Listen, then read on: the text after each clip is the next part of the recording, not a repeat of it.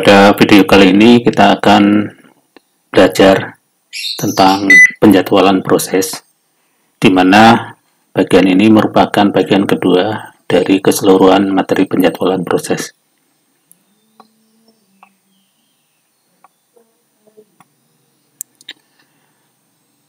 Di bagian sebelumnya kita sudah pelajari berbagai macam jenis penjadwalan. Ada yang kategori penjadwalan jangka pendek, ada penjadwalan berdasarkan prioritas, kemudian ada beberapa jenis penjadwalan yang lainnya seperti first come first serve, FCFS, round robin, dan shortest process next, SPN. Di pertemuan ini kita akan mulai mempelajari algoritma penjadwalan shortest remaining time, SRT. Algoritma SRT ini akan memilih proses yang diperkirakan sisa waktu eksekusinya paling kecil. Jadi, pada algoritma SRT ini, proses yang baru saja masuk bisa saja dia langsung dieksekusi apabila waktu eksekusinya lebih kecil dibanding proses-proses sebelumnya yang sudah masuk terlebih dahulu. Jadi, SRT ini bisa dibilang merupakan model preemptifnya algoritma penjadwalan SPN, di mana algoritma shortest process next itu termasuk algoritma yang non-preemptif. Pada algoritma SRT ini dilakukan pemilihan proses yang akan dieksekusi ketika ada proses baru masuk atau proses yang sedang running telah selesai. Konsekuensinya adalah sering terjadi pergantian proses sehingga overhead-nya bisa tinggi. Kemudian proses yang membutuhkan durasi lama itu bisa mengalami starvation, karena bisa jadi proses tersebut terus-menerus menunggu. Namun, di samping kekurangan tersebut, terdapat beberapa kelebihan, antara lain respon time-nya cepat. Kemudian, throughput-nya bisa tinggi. Kemudian, kualitas layanan ini biasanya akan lebih bagus. Nah, ini contoh kasusnya. Ada 5 buah proses A, B, C, D, E, di mana kedatangan masing-masing adalah proses A di time kedua, proses A di time ke-0, proses B time kedua, proses C time keempat, D ke-6, dan E ke-8. Kemudian service time-nya atau waktu yang diperlukan untuk menyelesaikan waktu eksekusi proses A itu sebesar 3 satuan waktu, kemudian B6, C4, D5, dan E2. Jadi kasus ini sama seperti contoh yang sudah kita gunakan di bahasan sebelumnya. Nah, ketika 5 proses tadi dieksekusi dengan algoritma SRT, maka urut-urutan eksekusinya kita bisa lihat seperti yang ada di gambar ini.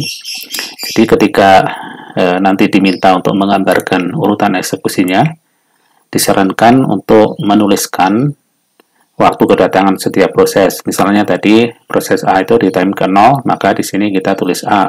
Kemudian B di time kedua, di sini tulis B. Demikian seterusnya. Dan untuk proses E tadi di time ke-8. Nah, di time ke-8 ini kita tulis E. Ini nanti untuk lebih memudahkan ketika kita akan memilih proses apa saja yang ada di sistem itu. Oke, kita coba telusuri. Ini proses A mula-mula datang di time ke-0, kemudian dieksekusi terus. Nah, di time kedua ini masuk proses B. Di sini sebenarnya dilakukan pemilihan apakah proses A lanjut atau perlu diganti dengan proses B. Nah, proses A itu waktu eksekusinya adalah 3, sudah jalan 2, sehingga tinggal tersisa 1 satuan waktu. Sementara Proses B itu waktu eksekusinya sebesar 6. Dengan demikian membutuhkan 6 satuan waktu, sementara proses A tinggal membutuhkan 1 satuan waktu. Maka proses A ini dilanjut. Proses B disuruh nunggu.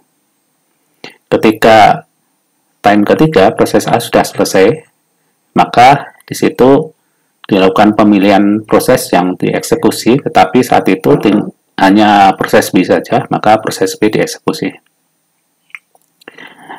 Satu satuan waktu dieksekusi datang proses C. Nah, sekarang sisa waktu eksekusi antara proses B dan C dihitung kembali. Proses B totalnya 6, baru jalan 1 kali, sehingga tersisa 5 satuan waktu. Proses C, ini waktu eksekusinya itu hanya 4.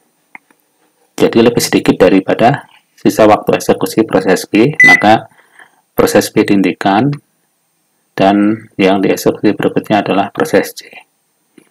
Di time ke-6 masuk proses D. Nah, di sini berarti ada 3 proses yang ada di sistem, yaitu proses B, C, dan D. Proses B tadi sisa waktunya 5, proses C sisa waktunya 2, dan proses D ini baru masuk, total waktu yang diperlukan adalah 5. Dengan demikian, proses C ini memiliki sisa waktu yang paling kecil, sehingga proses C ini dieksekusi terus. Kemudian di time ke-8 ini proses C selesai, dan saat itu masuk proses E. Kandidatnya ada 3 juga ya, yaitu proses B, proses D, dan proses E. Proses B tadi tersisa 5 satuan waktu, proses D ini juga sama, membutuhkan 5 satuan waktu, sementara proses yang baru masuk, proses E, ini hanya membutuhkan 2 satuan waktu, maka proses A dipilih karena waktu eksekusi yang diperlukan paling kecil. Kemudian di time ke-10, proses A selesai, ada 2 kandidat proses yang bisa dipilih, yaitu B dan C. B ini sisa waktunya 5, yang D ini juga butuh waktu eksekusi sebanyak 5 satuan waktu. Sama-sama 5. Untuk kondisi seperti itu, maka yang akan dipilih adalah yang sudah datang terlebih dahulu atau sudah ada di antrian terlebih dahulu. Untuk contoh ini adalah proses B, sudah antri sejak time ke-4. Jadi sudah cukup lama dia nunggu ya. Maka proses B dieksekusi, kemudian sampai selesai time ke-15, barulah dieksekusi proses D. Jadi di sini proses D dieksekusi yang paling akhir. Kemudian dari tabel perhitungan NTAT kita lihat bahwa proses A ini dieksekusi tanpa harus nunggu sampai selesai, sehingga NTAT-nya mendapatkan skor terbaik yaitu 1. Kemudian hal yang sama juga diterima atau diperoleh oleh proses C, NTAT-nya 1, dan proses E. Proses dengan NTAT 1 itu artinya dia datang langsung dieksekusi hingga selesai. Tidak ada waktu untuk menunggu. Kemudian di contoh ini kita lihat bahwa proses yang cukup lama menunggunya adalah proses D yang ditunjukkan dengan nilai NTAT 2,8, paling besar di antara proses yang lainnya.